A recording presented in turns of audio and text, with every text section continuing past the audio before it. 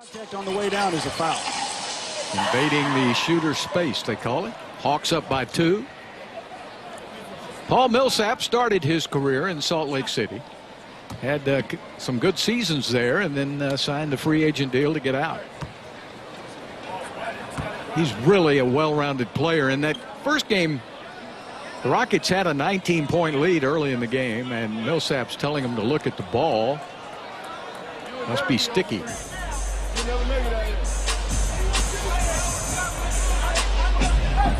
There's an argument going on.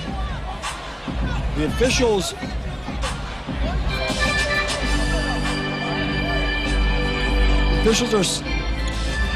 are saying that Stickum is illegal, and the ball has Stickum on it.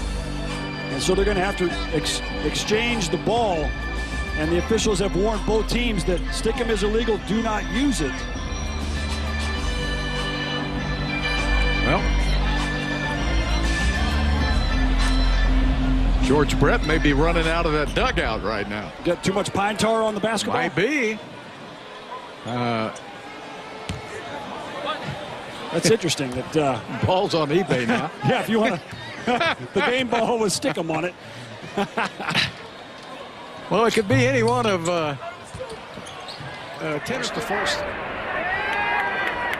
Now John Farrell's coming out to talk with the home plate umpire, Jerry Davis. See, once again here, the Yankees, like a lot of teams, are shifting in the middle of an at-bat. After 2 strikes, Kelly Johnson went from third base to play the shift over at right. I think they're going to check Pineda.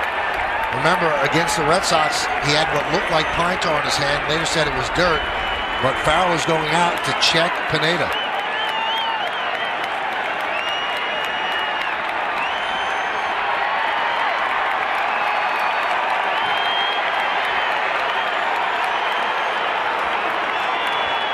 Now they're checking his back.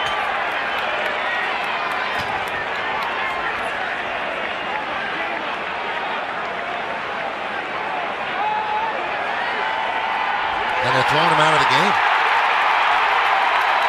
He went to his neck and he said there's something on his neck, so Pineda is being tossed.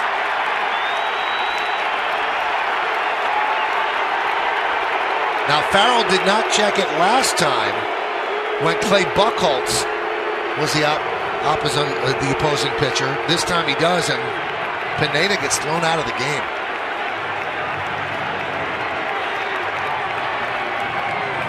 On your neck, and the other time on his hand. Well, what do you do? It's clearly something's there on his neck, and they checked it out. Yeah. Why would you do that? You know it's against the rules. And you just had a major incident against this very same team, and you realize they were going to be looking. It makes no sense to me. I mean, we've talked about how everybody does it, but everybody hides it. This was the last time. And then Gruber got his 9th. Jeff Musselman was the winner. He's 10-4 coming out of the bullpen for Toronto. Floyd Bannister was the loser, 6-9. Niekro drops it in for a strike, 2-1. New York got beat. Cleveland 2, New York nothing. Tom Candiotti threw a 1-hitter for his 2nd shutout of the season. Candiotti's no-hit bid was spoiled by Mike Easler's leadoff bloop single to center field in the 8th inning. For the game, Candiotti struck out 5 and walked 1.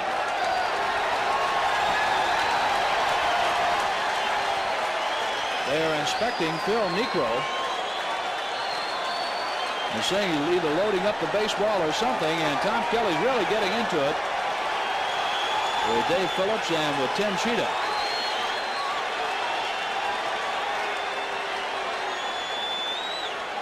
Dave Phillips took a baseball of Gaylord Perry's to New York one time.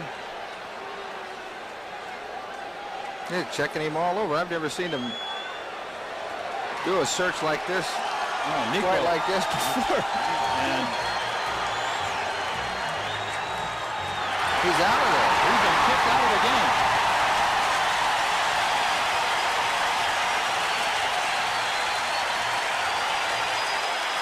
What did they find in his pocket? I don't know.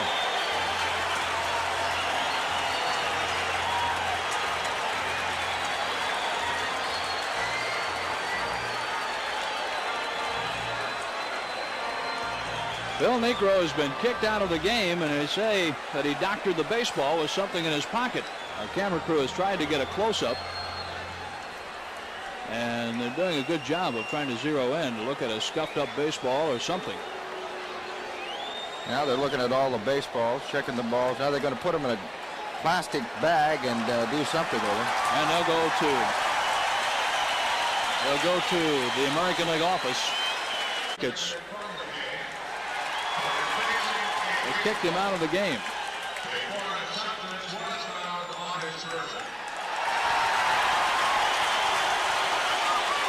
They found a foreign substance coming out of his pocket, and then out. Well, just watch what Hitz is doing here. He's just trying to kick up the ground a little bit by that penalty spot. Hitz makes the save. Modeste went for that corner and he slips as well. You can see when Modeste did step up, his standing foot gave way. And it may well have been a factor. Den Punkt selber habe ich nicht bearbeitet. Ich habe den Platz nebenan ein bisschen bearbeitet. Klar, das ist nicht so schön, wenn man es im Nachhinein sieht, aber in so einem intensiven Spiel. Mit Here's the 3-2 to Sabo. 2 broken bats and 2 swings. He'll have to get another piece of lumber. He's going to stick with it, I guess. He thinks it's okay. It sure sounded like he broke it.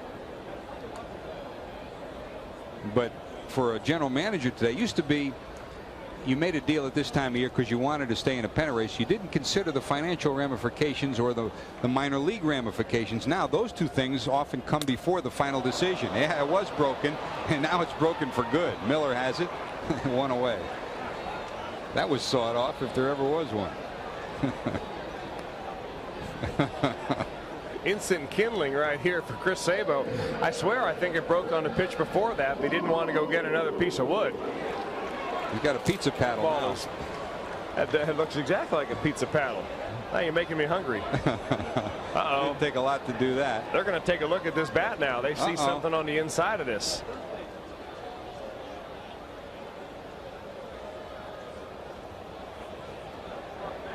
How about that? That's a stream of cork running right up and down to Chris Sabo's bat. They're going to go in and they're going to eject him from the ball game. Or that could, well, let's see. Ooh. Oh, that's bored out in court. No doubt about that. There's a board in the middle of that. How about that?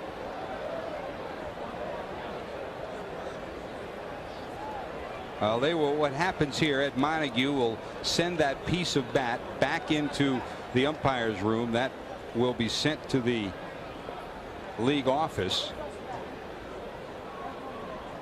So Chris Sabo peering out at Montague.